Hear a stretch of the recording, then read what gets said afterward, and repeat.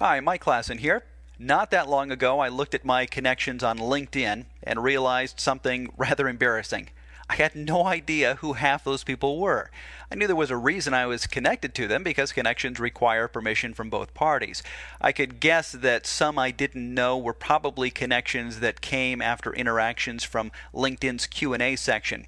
Just from my own completely unscientific poll, only a relative few people seem to use LinkedIn as a serious tool in terms of creating meaningful relationships with their connections. The rest of us really aren't sure what we should do with the connections we've made. And there's that small group who just seem to be playing a numbers game, get as many connections as possible just for the sake of it so that it looks impressive to other people. Or they use it as another way to spam people through the status update function. Bottom line, for those of us in that not sure what to do category, there's room for improvement.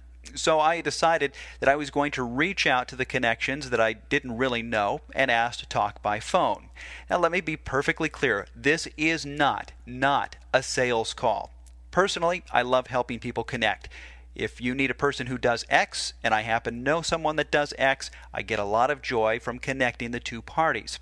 But how can I connect people if I really don't know them that well? How can I find potential partners on projects if I don't really know you or what you do? And how can I be a fantastic, trusted resource for my clients if I'm not constantly building and interacting with my connections?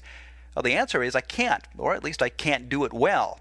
I've done a couple of these calls so far and plan to do a lot more. So far, all the calls have been great and showed me what a good idea this is. So I want to share with you how simple the process is, then you can decide for yourself if you want to give it a try. Step 1. If it's a brand new connection, I now tell them right off the top that I'd like to talk by phone. If it's someone that's been a connection for a long time and I've never really interacted with them, I'll send them a note through LinkedIn and explain what I'm doing. Number 2, in that request to talk, I'm totally honest about why I'm doing this, and it's the reason that I've given you. I also make it clear that it's not a sales call. Truthfully, I couldn't care less if we talk about what I do. I simply want to know about the other person and his or her business. Number 3, assuming they accept the invitation, we set up a time to talk either by phone or Skype. Skype is really handy to talk to people in other countries. And while this hasn't happened yet, if they have no desire to talk at all, either by phone or even email, I think I've probably learned everything I need to know about them.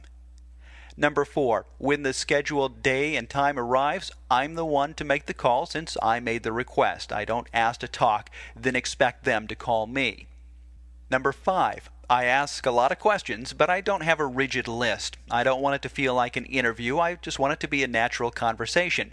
What do I ask? Well, that's a great question. I'm glad you asked. I ask about what they do. Yes, their website probably says it, but there's often more to it. Honestly, not everyone does a great job of explaining their passion on their site, so digging a little deeper helps me understand them better. I ask which keywords should make me think of them. For example, I know a lot of copywriters, but most have preferred areas they like to work in. Perhaps even more important is understanding what is not a good fit for them.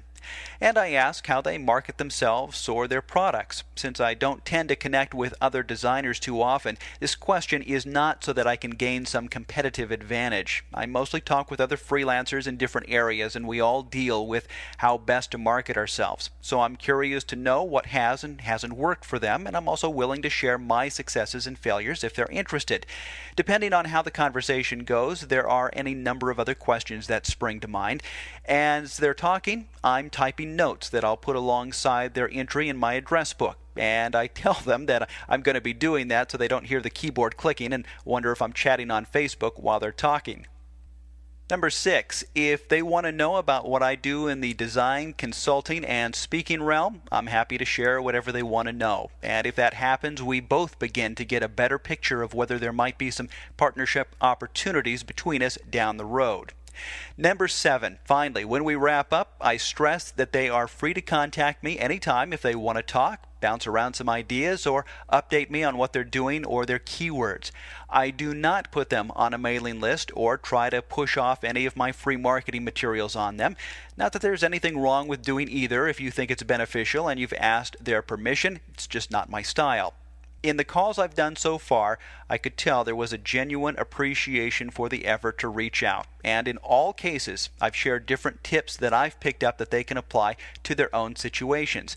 I've learned from them as well because I found people genuinely like to engage and share what they know. So let me ask you, how well do you know your connections in social media, whether it's LinkedIn, Facebook, or Twitter? What might be the value of getting to know them better? And what might that mean for growth and success of your business this year and in future years?